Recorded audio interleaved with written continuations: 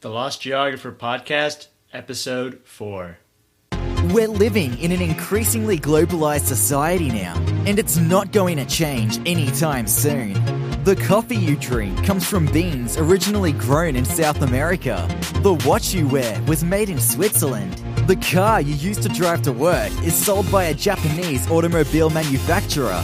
Despite this rapid globalization, many people are still unaware of what is going on around them, and this needs to change. This is the Lost Geographer Podcast, where you will become geographically and culturally literate and learn the tools necessary to navigate this new global society. It's your world. Own it. Own it.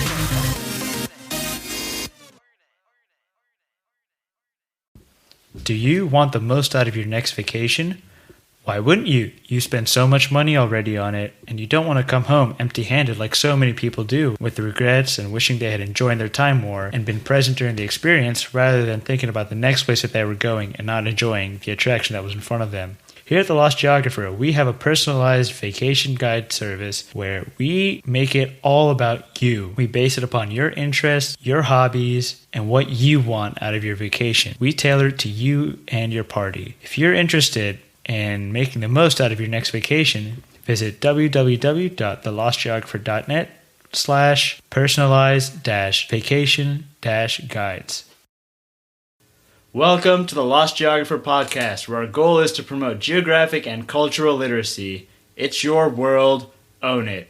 My name is Rohit Amrithar, founder of The Lost Geographer, www.thelostgeographer.net.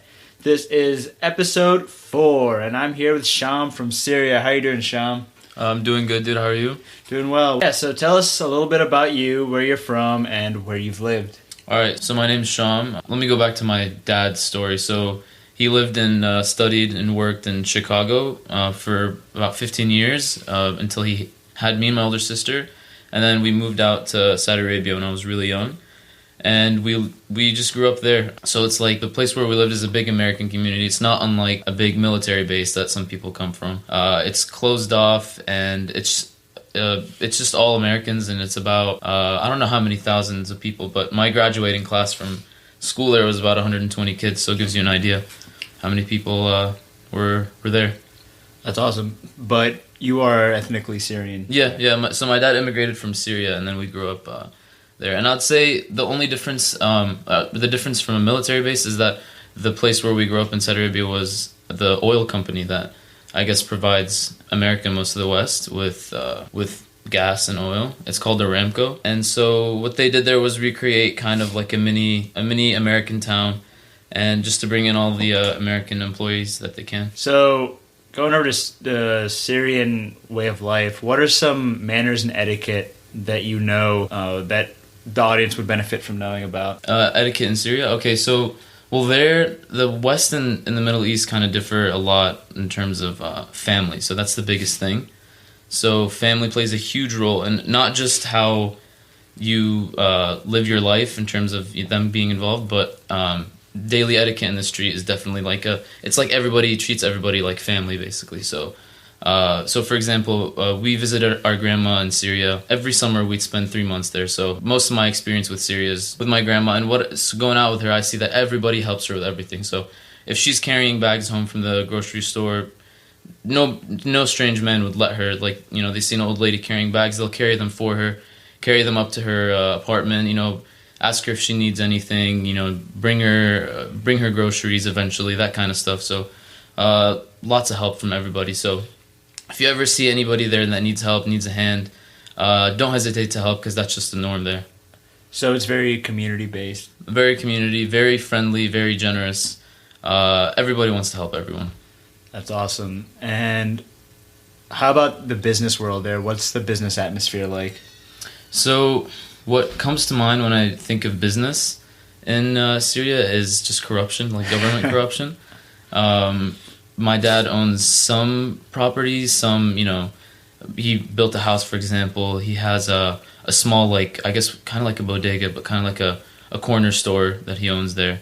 Nothing can happen without a government getting a cut, or kind of like the mafia, how they'd shake down. Yeah, so you get a shakedown from anything that you do. Any business, any real estate venture, everything has a hand that the government 6 to 10 everything basically. It's a lot of free market kind of thing. Free market or regulation? No, it's not regulation. It's more just like corruption. Okay, got And it. so yeah, so basically it's everything that you wouldn't see in America kind of happens there. Got it. But let's say you were meeting with a client in Syria. How would you be expected to treat them? I don't know. I don't know too much about business in that sense. I just know that you can't be. I mean, you'd have to be respectful. You'd have to shake their hands and stuff like that. I'm sure there's little differences that I don't want to get into since I'm not really an expert on that. But just know that there's going to be a bunch of loopholes and limitations that you're not going to expect, just because each country in the Middle East has its own form of corruption, and Syria definitely has a kind of corruption. And you might have to kind of you're corrupted by the whole person. Let's say you're doing business with somebody. You might have to deal with their whole family if they're a powerful family. So if his brother works in another company or his cousin works in the government, you're going to have to give everybody a hand, a piece of the action, kind of that kind of thing. So just expect a lot of interesting hurdles that you're going to have to jump over. Got it. So it doesn't seem like doing business is very easy over there. I mean, I'm talking about before the revolution. Now I'm pretty sure it's impossible. You know what I mean? I don't think there's no such thing as stable business there anymore. But so despite this revolution, I'm sure there's still some very interesting cultural facts about Syria that the audience would benefit from knowing. Could you elaborate on those? Sure. So, I mean, when you look at Syria's history, this revolution isn't anything different. Like, I'm sure this has happened a million times throughout history. It's some of the oldest inhabited land in human history. Right. Civilization started in Iraq, which is nearby. The first walled cities, the oldest walled discovered cities were in Palestine, so Syria's right there. Damascus is the oldest inhabited city on planet Earth, actually, and that's in Syria. And actually, so I guess it's kind of a cultural fact. It's more historical, but for example, the name Aleppo comes from the Arabic word. It's kind of related to the Arabic word for milk or milking something, and the reason for that is the biblical Abraham once visited the city of Aleppo, and the story is that he milked his cows there, and so that became the name of the city. So that's how old of an area and civilization you're dealing with when you get there. So Islam is a big part of modern Syrian history, but it's a blink of an eye. And when you look at these cities being 5,000 years old, yeah, I guess this kind of stuff it's new to the people now, but Syria is going to live through all of this stuff. The culture is going to keep going through. It's just going to get more interesting, I guess. That's cool. So because you've lived in America, you've lived in Saudi Arabia, and you're Syrian, how do the cultures compare when you look at them all together? So the biggest thing that I could speak to in terms of culture being different is, I guess, your work ethic, because I mean that's most of your life.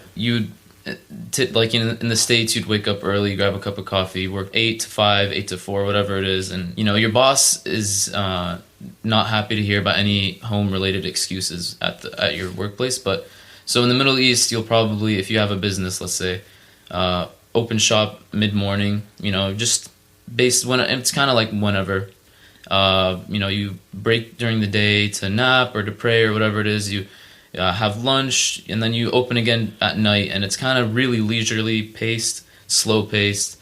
No workplace really demands a full that kind of commitment, like to stress you out, take you away from your family. So there's none of that. Everything's kind of more naturally paced, I guess I'd say, not that fast paced. So that's the biggest difference, because I guess it would change your whole life. So even in the corporate world? Yeah, even in the corporate world, it's decently demanding, especially if you're trying to compete. But from what I've seen in Saudi, so my dad works at the hospital in Aramco, since Aramco provides hospital and education and everything. My dad's a doctor there. And you can see the difference. Like Arab Americans that were trained in the States, they're very professional. And because I shadowed there, I saw this. They clean up their lab space after they work. They wash everything. They in and out of the lab. Don't talk too much. That's just like the American professionalism. But anybody who's kind of Middle Eastern trained, you can kind of see the difference. And I'm not speaking from an expert's point of view, just from a witness.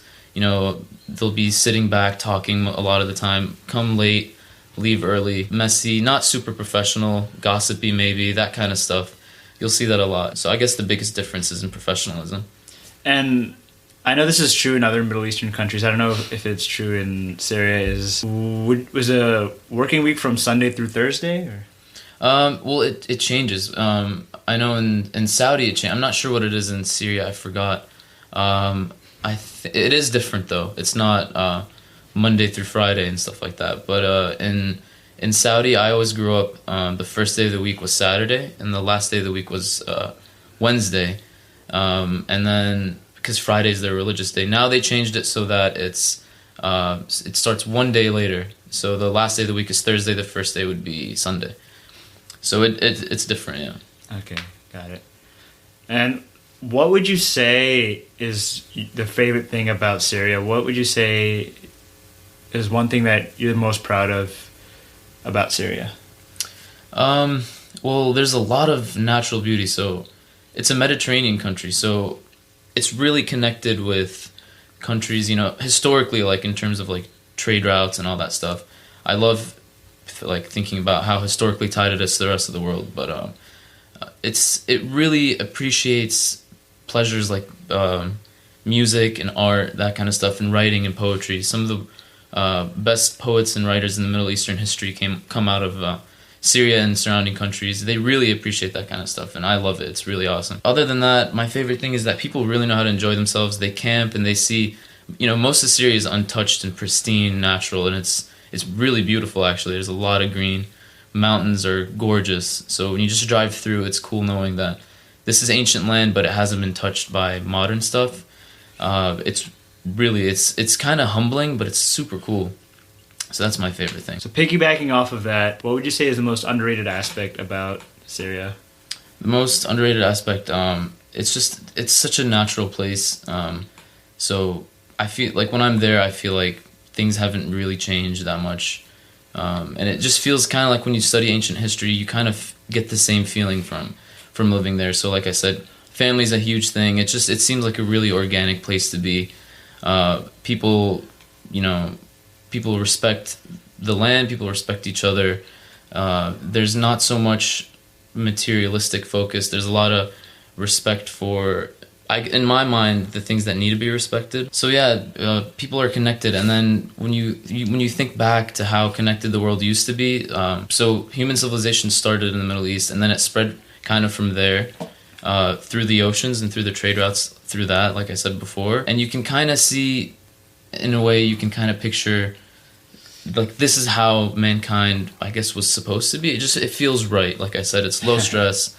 It's lots of love, lots of respect for everything. That's my favorite part. Just the feeling of being there, I guess, is kind of it's removed from the West. It's more, it's kind of an escape. It's relaxing, but at the same time, people do really, progressive and progressive things there. There's business that's booming and stuff. So it's a good mix. Got it. And so if the audience wants to find out a little bit more about Syria, maybe read up on it, do you have a book? It could be fiction or nonfiction, so that they can learn a little bit about the country. Sure. So I haven't read this book yet. I'm hoping to. I bought it off of Amazon for $16. It's called Salsal in Arabic, which means clay, I guess. But in English it's spelled S-A-L. And it's from an Alawite woman writer from, the mountainous region or the coast region of Syria. And so she talks about, I guess she tells a love story, but she explores the role of history through telling a love story, and politics and economics. Just kind of the way she explores her characters kind of reveals a lot of the background that you should know about Syrian society, and it's really illuminating, I guess, and makes for a good read. So that's what I'll be reading next. You said it's a fiction book? I think it's a fiction book. It's about characters and stuff like that. Yeah. Her name is Samar Yezbek, and she is a revolutionary figure now. So she's a really interesting person overall as well.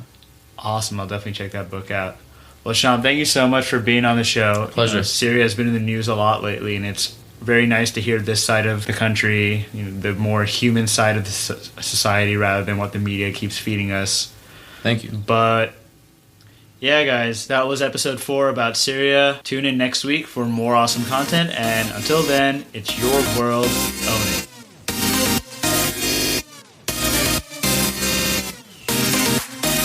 Thank you for listening to this week's episode of the Lost Geographer podcast. Remember to tune in next week for more awesome content.